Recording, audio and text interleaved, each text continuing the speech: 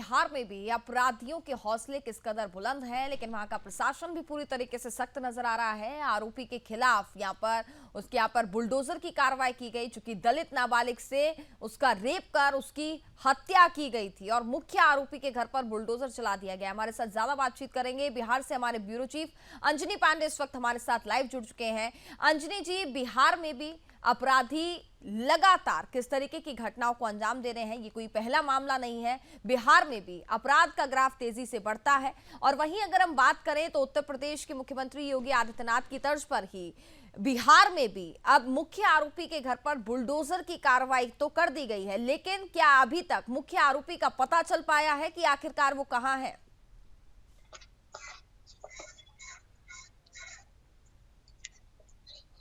अंजनी जी। जी कनिका, देखिए बता दूं कि अभी तक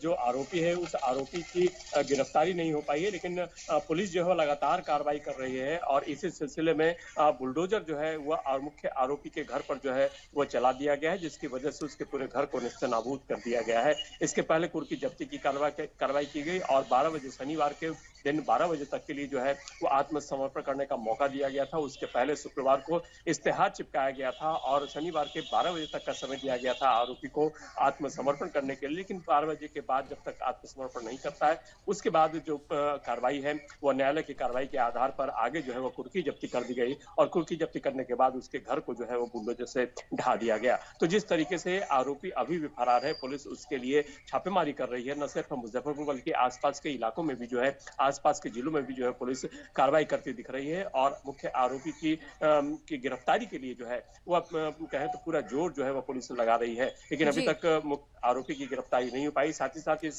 कांड में जो संलिप्तता है और 5 लोगों की जो अज्ञात लोगों के खिलाफ एफआईआर दर्ज किया गया है उनकी भी गिरफ्तारी नहीं हुई है, लेकिन एक मुख्य आरोपी को सहयोग प्रदान करने वाले जो भागने में सहयोगी रहा था उसे जो है फिलहाल गिरफ्तार कर लिया गया है गांव से ही, और उस गाड़ी से जिस गाड़ी से आरोपी को भगाया गया था उस गाड़ी को भी जो है पुलिस ने जब्त करके कार्रवाई जो है वो शुरू कर दी है। तो जिस तरीके से यह विभत्स घटना घटी, उस घटना के बाद से इलाके के लोग जो है वो आक्रोशित है और साथ ही साथ जो पुलिस है, पुलिस भी इस तरह की घटना को लेकर के जो है काफी संगीन दिखा पड़ रही है और जो आरोपी है उस आरोपी की धरपकड़ के लिए जो है काफी तेजी से प्रयास कर रही है।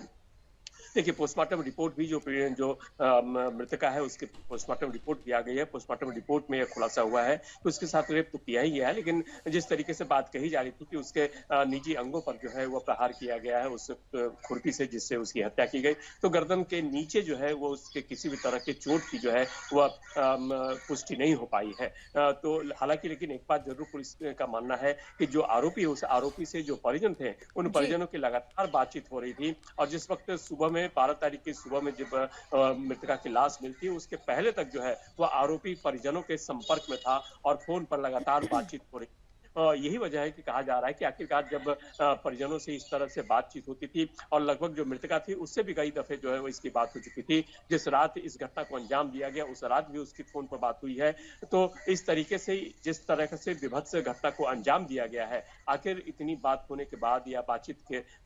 का दौर जो है वो चल रहा था, बातचीत होती थी दोनों परिवारों के बीच में, आरोपी के बीच में और परिजनों के बीच में, जो मृतका है उसके परिजनों के बीच में, तो इस तरह के विभत्स घटना को अंजाम जो है आरोपी ने किस तरह से दिया और आखिर इसकी मूल वजह जो है क्या है। जो परिजनों की माने तो परिजनों का मानना है कि आरोपी जो है वह दबाव बना रहा था जो मृतका है उस पर शादी का, और उसको लेकर के जो है वह लगातार परिवार को दबाव में रख रहा था, परिवार के साथ दबाव बना रहा था कि उससे उसकी शादी जो है वो कर दी जाए। इसकी वजह से ही इनकार करने की वजह से परिजनों का इनकार किया गया और साथ ही साथ जो मृतका थी उसके द्वारा भी इनकार करने के बाद जो है इस तरह की घटना को अंजाम दिया गया है और फिलहाल अभी मुख्य आरोपी जो है वह फरार है, लेकिन बिहार में भी आरोपियों के खिलाफ बुलडोजर की कार्रवाई जो है वो शुरू हो चुकी है और जो मुख्य आरोपी है उस मुख्य आरोपी के घर पर जो है वह बुलडोजर न्यायालय के आदेश के बाद जब कुर्की जब्ती की गई तो उसके बाद घर को जो है वह बुलडोजर के जी। जरिए जो है वह ध्वस्त कर दिया गया और जो आरोपी है उसके 3 बच्चे हैं, तीनों बच्चे और सभी परिजन जो है उसके चलिए वो अंजनी फिलहाल जी, जो है आप नजर बनाए रखिएगा, आगे भी आपसे तमाम अपडेट लेते रहेंगे। फिलहाल बहुत बहुत धन्यवाद हर एक जानकारी हम तक पहुंचाने के लिए।